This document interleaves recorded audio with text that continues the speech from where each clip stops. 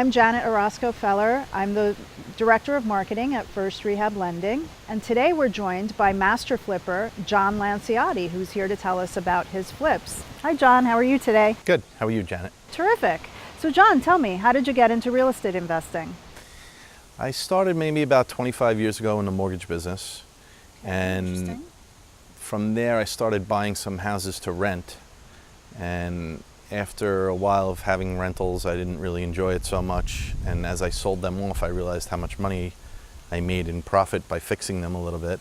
Okay. I started to get into just buying them, fixing them, and selling them. Great. Do you enjoy it? I love it. So how many flips do you have, John? Currently, right now, we have about 4 on the books. And total that I've done in the last, say, 7 years is probably around 35, 38. Wow, so you're doing 4 currently now. Correct. And in total about 38. That's amazing. That's awesome. What makes a house flippable? Price. Purely on price. Everything is about finding it at the right price. Great. So when you walk into a house, and you know, obviously you know the asking price, you're already calculating in your head what you're going to have to do and what I think it's really worth and how much work I have to put into it. Yep. And what you think you can get later. On the end, yep.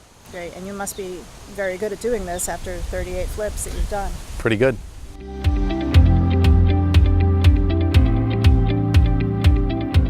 So we're here in North Belmore, and this is where you like to flip, correct? This is my wheelhouse. This is where I like to be, Long Island. Tell us about this area and why you like it.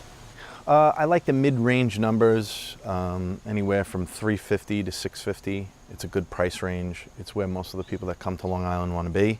It's got a lot of trees and pretty property. And terrific. That's what we like. Terrific. And so we're at your most recent flip here in North Belmore, and you just finished doing this one, and it just sold as well, correct? It just sold. We just sold it. Great. So tell me a little bit about this property. The reason why we were able to get it at a little bit of a distressed sale is because it had no COs. Oh, okay. The original owner who purchased it, he was in construction, and he added on, and he did all the work himself, but he never went and actually filed with the town on a lot of the work that he did here. That sounds like a nightmare. So for most people trying to get mortgages, they can't do it. Sure. So it needed to be an investor deal. Okay. So how much did you pay for this deal? We paid $375,000. If you don't mind, how much work did you put into it? We put $85,000 into it. Okay, great. And what was your final sales price? $645,000. Wow, that's a nice big profit. Yeah. Congratulations. That's Thank terrific. you. So do you mind if we take a look and you tell us what you did? Go right ahead. All right, let's go. So this is a great house. It looks like it was built a long time ago. When would you say it was built? It was built around 1927. Wow. So tell me what you did. So when we originally bought the house, everything was kind of closed in. So everybody's into the open concepts now. So we opened up the wall as you first walk in and made that an office. And then we made the entrance into the main part of the house a little bit bigger. So that entrance was very narrow, you're saying? It was very narrow, and it was a little bit lower, believe it or not, because it was actually the back part of the house. So we raised it and made it a little taller and made it a little wider. But the most important thing is, as you look through the room, there was a wall that went through across, and this was the original dining room that they had added on later on. But we opened up the entire wall so that you could see right through into the den. Oh, okay, great. That sounds interesting. So it's a nice open concept. I like it. I like it a lot. I think it'll, well, it did sell. It really is what sells houses today. It's what's very popular. Okay, so now we're in the kitchen. Very lovely job here. Tell me a little bit about what you did. So for the kitchen, once again, we took the open concept and opened up this wall because it was only about a 36-inch opening here. Oh, wow. To open up into the dining area and obviously into the kitchen so you could see it more. Very nice. I like personally to use, lighter cabinetry because it seems to be more of a selling point these days. So what was here before? Here before was old dark wooden cabinets. Okay, so this is nice and bright and airy. Tile floor that was from the 70s. Oh boy. So we took all the flooring out and we pretty much did hardwood floors throughout everywhere. Beautiful. And was the skylight here? Skylight was there. Oh, okay. And once again, this was an add-on that the prior owner had done to extend the kitchen. We made it pretty much a little bit of an eat-in kitchen instead of finishing the cabinets all the way around. so that they could actually put a little table in here. It's actually very nice. So in mostly every house that I do, I love to put wood floors throughout. It seems to be a very good selling point for everybody, and it looks clean and neat all the time. So this is the master bedroom, right? Yep, this is the master. Lovely. We cathedraled the ceiling to get a little more height in here.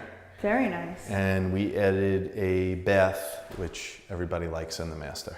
So what did this originally look like, this room? It was pretty much the same size, except we raised the ceiling and we took from the other room a big walk-in closet to make a bathroom into this room. So this is the basement. Great. I like to finish all my basements because it's just added living space. And although this basement was a little low, we were able to keep the sheetrock up at the ceiling height, except for the obvious beams that run across that support the house. And one of the other things I always like to do in a basement, because it's pretty dark, is to keep all the walls very light and the flooring a little dark, so the kids, when they spill everything, is not a major issue.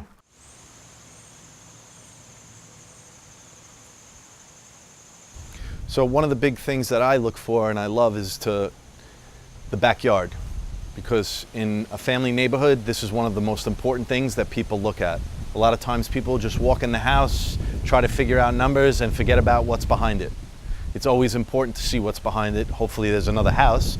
There could be a building, there could be a structure there that people don't like to look at, what we call eyesores. Because a lot of times, even though you don't do any construction in the backyard, that is one of the biggest things you should look for, because everyone that comes into this neighborhood is buying as a family. So I see we have some brand new AC units here. Yeah. One of the biggest sellers for most people is to know that they have new updated mechanicals. And a lot of the older houses, such as this one, never even had central air, so we had to add it throughout the entire house. Wow, that must have been a big project. It's not easy, but you got to do it. So John, tell me about your experience with First Rehab Lending. It's been actually a very great experience, because now once I got the ball rolling with them, I'm able to do multiple properties and move quicker, because they know me as an investor after doing 3 or 4 properties with them. So we have all your paperwork and... All the paperwork's in, and we just keep moving on to the next deal. Terrific. And our closing times, how would you rate them? Very good. Well, we're very happy to have you as a client. Thank you. I'm very happy to be a client.